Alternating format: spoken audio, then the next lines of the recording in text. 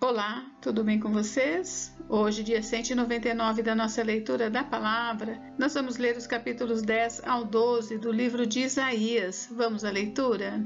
Capítulo 10. Ai dos que decretam leis injustas, dos que escrevem decretos opressivos, para negarem justiça aos pobres, para privarem do seu direito os aflitos do meu povo, a fim de despojarem as viúvas e roubarem os órfãos. Mas o que vocês vão fazer no dia do castigo, na calamidade que vem de longe? A quem vão pedir socorro e onde deixarão a sua glória? Nada mais lhes resta fazer, a não ser curvar-se entre os prisioneiros e cair entre os mortos. Nem com tudo isto se desviou a ira de Deus e a mão dele continua estendida. Profecia contra a Assíria. Ai da Assíria, cetro da minha ira, a vara em sua mão é o instrumento do meu furor. Eu a envio contra uma nação ímpia, e contra o povo da minha indignação lhe dou ordens, para que dele roube a presa e lhe tome o despojo, e o ponha por ser pisado aos pés como a lama das ruas. Ela, porém, assim não pensa, o seu coração não entende assim. Pelo contrário, em seu coração só pensa em destruir e exterminar não poucas nações. Porque diz, não são meus comandantes todos eles reis? Não é Calmo como Carquemes? Não é Amate como Arpade? E Samaria como Damasco? O meu poder atingiu os reinos dos ídolos, ainda que as suas imagens de escultura eram melhores do que as de Jerusalém e do que as de Samaria. Será que eu não posso fazer com Jerusalém e os seus ídolos o mesmo que fiz com Samaria e os seus ídolos? Por isso, quando o Senhor tiver acabado toda a sua obra no Monte Sião e em Jerusalém, então castigará a arrogância do coração do rei da Assíria e o excessivo orgulho dos seus olhos, porque o rei disse: eu fiz isto com o poder da minha mão e com a minha sabedoria, porque sou inteligente. Removi os limites dos povos, roubei os seus tesouros, e como valente abati os que se assentavam em tronos.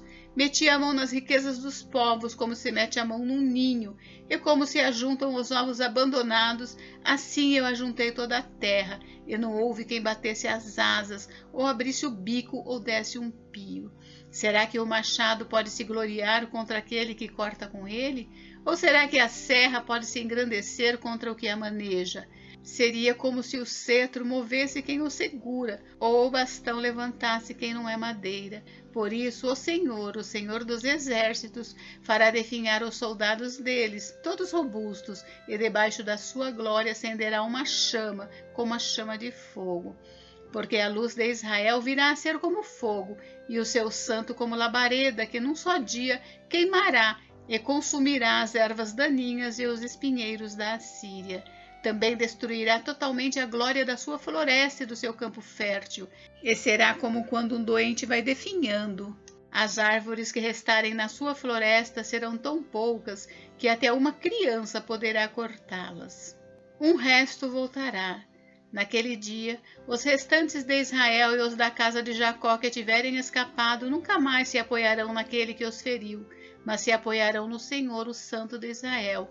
Um resto voltará, sim, um resto de Jacó voltará para o Deus forte, porque ainda que o seu povo, ó Israel, seja como a areia do mar, apenas um resto voltará. Uma destruição está determinada, transbordante de justiça. Porque essa destruição, já determinada, o Senhor dos exércitos, a executará no meio de toda esta terra. Por isso, assim diz o Senhor dos exércitos: povo meu que mora em Sião, não tenha medo da Assíria quando ela castigar você com uma vara e levantar contra você o seu bastão, à maneira dos egípcios. Pois daqui a bem pouco se cumprirá a minha indignação e a minha ira para a consumir. Porque o Senhor dos exércitos suscitará contra ela um flagelo, como a matança de Midian junto ao rochedo de Horebe. O seu bordão estará sobre o mar, e ele o levantará como fez no Egito. Naquele dia, o peso deles será tirado dos ombros de vocês, e o jugo deles será removido do pescoço de vocês, jugo que será despedaçado por causa da gordura.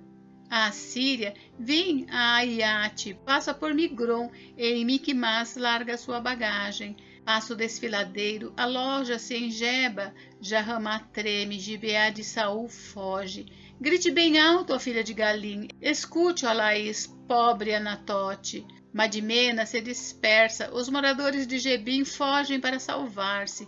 Nesse mesmo dia, a Assíria parará em Nob, agitará o punho fechado para o monte da filha de Sião, a colina de Jerusalém. Mas eis que o Senhor dos exércitos, cortará os ramos com violência, as árvores de grande porte serão derrubadas e as mais altas serão abatidas. Cortará com o machado as árvores da floresta, e o Líbano cairá pela mão de um poderoso. Capítulo 11. O reinado de paz. Do tronco de Jessé sairá um rebento, e das suas raízes brotará um renovo. Repousará sobre ele o Espírito do Senhor, o Espírito de sabedoria e de entendimento, o Espírito de conselho e de fortaleza, o Espírito de conhecimento e de temor do Senhor. Ele terá o seu prazer no temor do Senhor. Não julgará segundo a aparência, nem decidirá pelo que ouviu dizer, mas julgará com justiça os pobres e decidirá com equidade a favor dos mansos da terra. Castigará a terra com a vara de sua boca, e com o sopro dos seus lábios matará o perverso. O cinto dele será a justiça, e a verdade será a faixa na cintura. O lobo habitará com o cordeiro, o leopardo se deitará junto do cabrito, o bezerro, o leão novo e o novilho gordo andarão juntos, e um pequenino os guiará. A vaca e a ursa pastarão juntas, e as suas crias juntas se deitarão, e o leão comerá palha como o boi. A criança de peito brincará sobre a toca da cobra, e o já desmamado meterá a mão no ninho da serpente. Não se fará mal nem dano algum em todo o meu santo monte, porque a terra se encherá do conhecimento do Senhor, como as águas cobrem o mar. A nova glória de Israel. Naquele dia, a raiz de Jessé estará posta por estandarte dos povos. As nações recorrerão a ela, e a glória será a sua morada. Naquele dia, o Senhor tornará a estender a mão para resgatar o resto do seu povo que for deixado, da Assíria, do Egito, de Patros, da Etiópia, de Elão, de Sinar, de Amate e das terras do mar. Levantará um estandarte para as nações, ajuntará os desterrados de Israel e recolherá os dispersos de Judá desde os quatro cantos da terra. A inveja de Efraim acabará, e os adversários de Judá serão eliminados. Efraim não terá inveja de Judá, e Judá não oprimirá Efraim. Ao contrário, voarão sobre os ombros dos filisteus ao ocidente.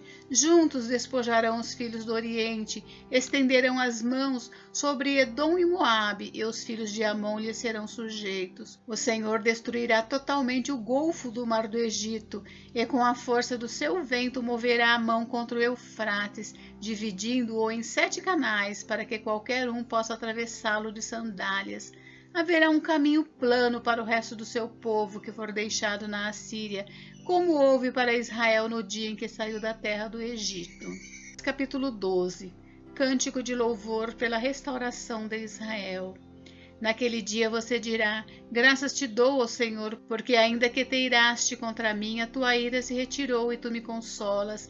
Eis que Deus é a minha salvação. Confiarei e não temerei, porque o Senhor Deus é a minha força e o meu cântico. Ele se tornou a minha salvação. Com alegria vocês tirarão água das fontes da salvação. Naquele dia vocês dirão: deem graças ao Senhor, invoquem o seu nome, tornem conhecidos entre os povos os seus feitos, anunciem que é excelso o seu nome. Cantem louvores ao Senhor, porque ele fez coisas grandiosas. Saiba-se isso em toda a terra. Exultem e gritem de alegria, ó moradores de Sião, porque grande é o Santo de Israel no meio de vocês. Gente, encerramos por hoje, mas amanhã tem mais. Fiquem com Deus, Deus abençoe vocês. Até amanhã.